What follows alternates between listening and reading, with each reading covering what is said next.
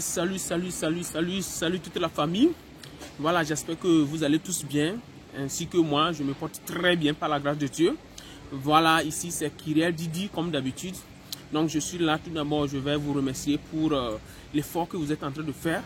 Tous ceux qui partagent mes vidéos, vraiment, que Dieu vous bénisse. Tout ensemble, bientôt on va atteindre les 1000 abonnés. C'est pourquoi je vous invite à partager davantage. N'oubliez pas d'activer les cloches de notification afin que vous soyez notifié à chaque instant quand je balance les vidéos. Parce que c'est très important. C'est avec vous, ensemble, main dans la main, qu'on peut atteindre les 1000 abonnés très rapidement. C'est le point essentiel. Donc, abonnez-vous massivement. Ne regardez pas la vidéo et passez là-dessus. Non, il faut vous abonner pour m'encourager. Voilà. Donc, aujourd'hui, je vais essayer de vous parler parce que par rapport à vos questions, à vos commentaires que vous avez laissés, donc je vais vous parler premièrement de certaines questions qu'on pose à l'interview, bien sûr de la DV loterie, et aussi ceux qui posent la question si vous pouvez jouer la DV loterie sans passeport ou avec passeport, ou si vous avez joué sans passeport, qu'est-ce que vous allez faire? Donc on va essayer de parler de ça aussi un peu. Et il y a certains qui ont posé des questions par rapport à l'envoi des documents. J'ai déjà fait une vidéo là-dessus pour vous encourager à envoyer les documents. Mais bon, aujourd'hui, je n'en reviens plus sur ça. Mais on va essayer de brancher un peu certaines parties pour vous satisfaire. Parce que c'est grâce à vous que je suis là. Et sans vous, je ne serai pas ici. Donc, je ne vous laisserai pas orphelin de la situation. Je serai toujours avec vous. Je vous dis toujours que je suis en train d'apprendre et vous aussi vous apprenez de moi. Donc on ne cesse jamais d'apprendre. C'est pourquoi je vous invite à m'encourager dans ma tâche. Vos commentaires me vont droit au cœur. C'est pourquoi n'oubliez pas de laisser vos commentaires, laisser vos inquiétudes et tout ensemble on va essayer d'étudier. Je suis là pour vous, vous êtes là pour moi. Donc grâce à vous, je vous en prie que ma communauté s'agrandisse. Donc je compte sur vous pour agrandir ma communauté. N'oubliez pas d'activer la cloche de notification et partager massivement au maximum ma vidéo. Ok, pour débuter, je dois tout d'abord aller à la publicité et après la publicité, nous y reviendrons. Ok.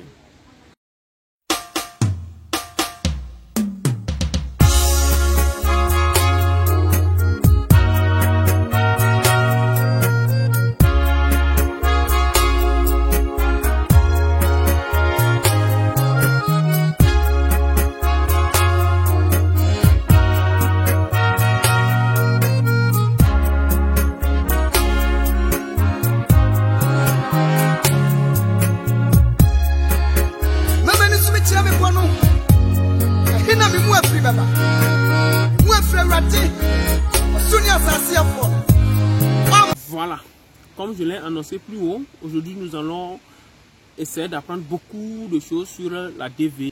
Tout d'abord, à l'ambassade, quand vous allez, il faut essayer d'aller très tôt à l'ambassade, au moins 15 minutes d'avance.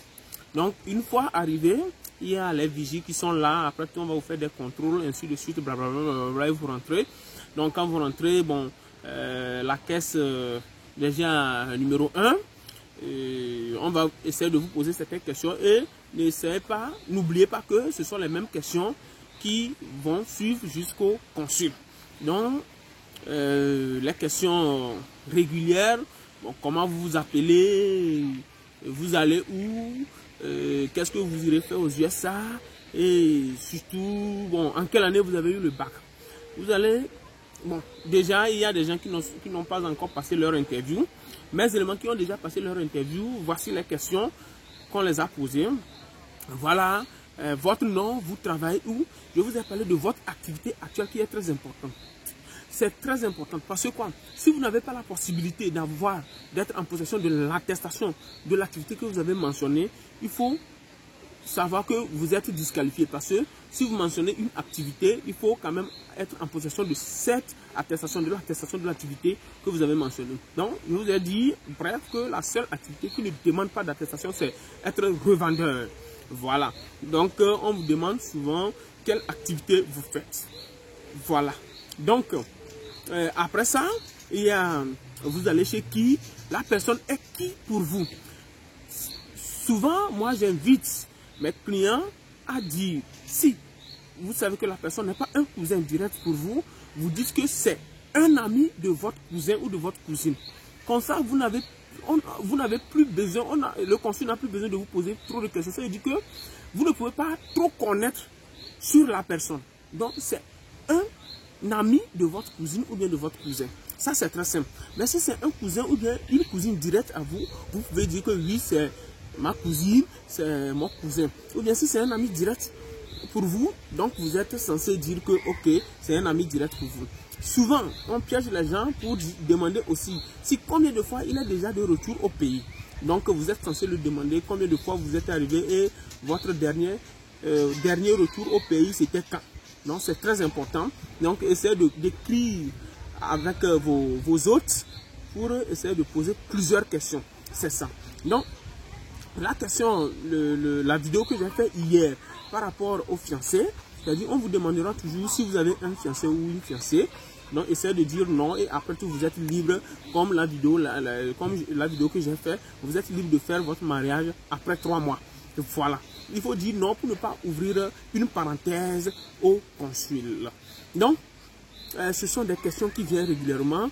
Des fois, la dernière fois, ils ont posé à un de mes éléments que en quelle année vous avez eu le bac, quelle est votre forte note et dans quelle matière.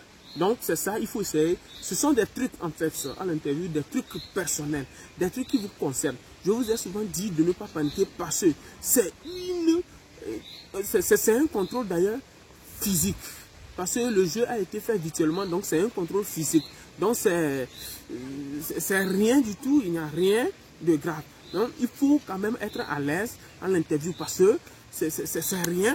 Vous avez droit au visa, mais je vous en prie, ce n'est pas parce que vous avez gagné la loterie visa que vous êtes obligé ou bien le conseiller est obligé de vous attribuer un visa. Parce que c'est pour cela d'ailleurs on apprend. Parce qu'il faut apprendre. On ne peut pas te demander quel est ton âge et tu vas commencer par cogiter à penser oui mon âge c'est donc c'est ça pénalise. Donc il faut apprendre. Il faut être toc toc toc toc et puis ça passe. Donc le reste c'est la prière parce que sans Dieu rien n'est possible. Donc il faut beaucoup prier et aller à l'interview, ne paniquez pas. Donc c'est ce que j'ai à vous dire. Il n'y a pas assez de questions cette année. Donc très rapidement vous aurez votre visa et puis ensemble on va se réjouir aux USA et c'est ça. Donc par rapport aux questions de passeport, il y a bon nombre qui m'ont posé la question si ils peuvent jouer la loterie visa sans passeport. La règle dit non, sans passeport tu ne peux pas jouer. Mais si tu vas jouer avec passeport, il y a un champ numéro B qui dit si ton pays est dans un état critique, c'est-à-dire s'il y a la guerre ou bien le service de passeport ne travaille pas, tu peux jouer sans passeport. Mais tu vas justifier. Mais le problème est quoi? Ceux qui jouent la loterie visa pour vous font certaines erreurs. Parce qu'ils ne vous disent pas la vérité. La vérité, c'est quoi? Parce que eux, ils font rentrer un numéro de passeport faux. C'est ce qui vous pénalise. Parce que le champ, il ne remplit pas le champ B, mais il remplit le champ A. Le champ A demande obligatoirement un numéro de passeport, alors que le champ B demande une explication de la situation de votre pays. Donc, il faut faire très attention, parce que ça dépend de celui qui vous a fait le jeu. Parce que le jeu demande deux champs, champ A et champ B. Le champ B, la situation de votre pays. Si votre pays est en état de guerre et vous n'êtes pas capable, vous n'avez pas la possibilité de faire votre passeport, vous êtes libre de jouer sans passeport et vous allez justifier le jour J face au consul. Mais si celui qui vous a fait le jeu fait le jeu en mentionnant les éléments du champ A, vous savez que vous serez pénalisé parce que le consul est obligé de vous demander le numéro du passeport que vous avez ou bien le passeport dont vous avez fait rentrer son numéro lors de votre inscription. C'est ce qui vous pénalise d'ailleurs. Donc si le jeu est fait avec le champ A sans passeport, il faut savoir que celui qui vous a fait le jeu a fait rentrer un numéro de passeport faux. Donc ça vous pénalise automatiquement. N'attendez pas que vous ayez votre visa, non. Mais si c'est avec le champ B, tu es censé justifier le pourquoi tu n'as pas pu faire ton passeport. Face au consul, tu justifieras par rapport à ça. Donc, c'est le secret qui se trouve dedans. Sinon, c'est possible que tu joues sans passeport si et seulement si ton pays est dans un état critique, état de guerre, ou bien le service de passeport est temporairement fermé. Donc, c'est le seul moyen de pouvoir jouer sans passeport. Dans le cas contraire, tu es censé, comme la loi le dit, de jouer avec passeport. Sans passeport, tu es disqualifié. Donc, c'est ce que j'ai à vous dire par rapport à ce.